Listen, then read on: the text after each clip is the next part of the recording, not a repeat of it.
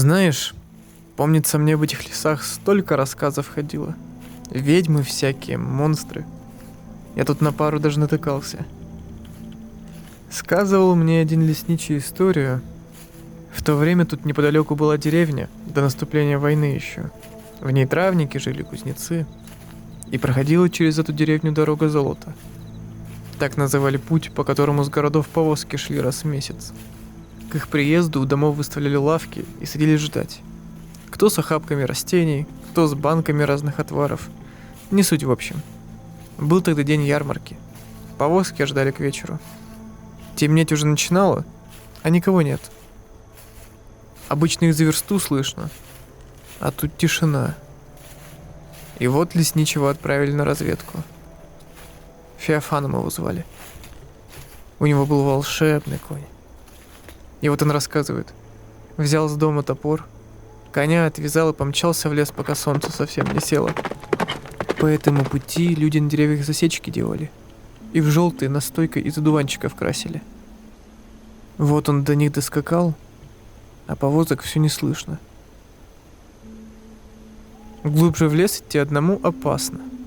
Монстров он не боялся, да только одному на такое ходить нельзя. Лес этот может такие чудеса выкинуть, потом не выберешься. Попереглядывались они с конем и уже собирались разворачиваться, как из глубины леса до него донесся пронзительный девичий крик. Выбора не было. Оставил коня на подходе к лесу, покрепче в руках сжал топор и пришлось идти вглубь. Пробираться пришлось через ветки и кустарники, что цеплялись за лохмотья одежды. И вот видит он вдалеке на лесной дороге повозку. Колеса выбило в разные стороны. Рядом ни людей, ни зверей и ни монстров. И девушки никакой рядом нет. Начал он осторожно осматриваться и подходить, как вдруг заметил, что из двери повозки висит чья-то рука. На ней висел браслет из черных жемчужин, и чуть выше запястья виднелся рукав, похожий на цвета Анютиных глаз сарафан. И действительно, внутри без сознания лежала девушка. Сарафан на ней был обуглен, словно от костра налетели искры. А в другой руке она крепко держала сумку, обвешанную колбами и пробирками. Некоторые из них были разбиты и начали окрашивать доски в интересные цвета. Феофан постарался привести ее в чувство, да только никак. Взял он ее на руки, а сумку через плечо перекинул. Думал, принесет ее в деревню, отпоет, а она уже все расскажет. Шел он долго тогда. Все пытался до коня выйти и понять не мог. То ли конь отвязался, то ли он ходит кругами. И действительно, солнце уже село, и тусклый свет падал от полной луны, освещая густую траву и лесную подстилку из листьев и веток. А ни одного ствола с метками так и не было. Поэтому в этот лес он и зарекался не идти. Этот лес любит спутниками поиграть. Но делать нечего. Положил он девушку на траву, сам сел поудобнее у деревца и начал рассматривать, что было в той сумке. А там отвары. Отвары, каких он слыхал когда-то, но вживую ни разу не видел. В одной колбе плавал молочный туман. Говорят, если ее разбить, то все вокруг окутает белая мгла. Настаивать такой надо месяц, от луны до луны, в поле трав и цветов, на которых оседает молодой утренний туман. Вторая колба слабо источала свет, освещая внутренности сумки. Феофан таких не слыхал, так что не рискнул трогать. А вот в самом низу с небольшой трещиной у горлышка лежала колба, внутри которой пульсировал на поверхности воды небольшой бутон.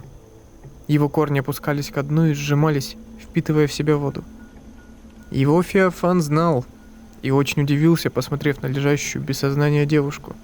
Этот отвар назывался сердцем утопленника, и собирали его понятным образом. Если не повезет гонцу пойти через болото и там остаться, то на 40-й день на этом месте появляется бутон, корни которого тянутся к самому дну. Он пульсирует в ритме сердца и живет ровно 10 дней. И говорят, таким можно человека к жизни на пару минут вернуть, если он недавно, конечно, умер.